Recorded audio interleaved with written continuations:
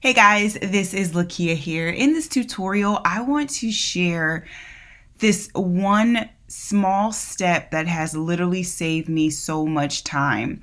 I don't know if you're familiar with it. If you're not, it is literally going to change your entire life when it comes to Gmail. So let's get started. So this was my dilemma, right? Every time I would go in my inbox, I had tons of content that I just did not want to sort through, just pretty much spam or things that I subscribed to and just never got the chance to getting around to reading it. So it just pretty much piled and stacked up.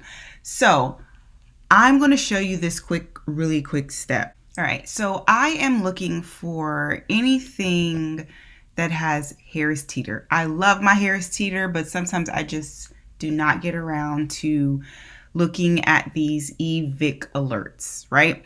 So as you can see on this page, I have about 50 on this page. So I could come over here, select it, 50 conversations are selected, and then I could go ahead and delete that, right?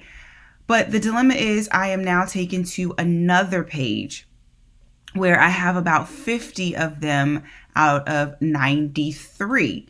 So I want to get rid of these, but I don't want to keep clicking here, delete, then going and click here, selecting and then delete. I don't want to keep going back and forth doing that. So what I'm going to do is click on here, and then I'm going to come down here, select all conversations that match this search. When I click there, it's selecting every single one of them. And right now I have 5430, right? 5,430. So I'm going to go ahead and delete that. Confirm bulk action. Okay. And voila, all gone. And so remember, this was 5430 and it deleted all of those. So I didn't have to go 50, 50, 50. I just deleted all of those at one time.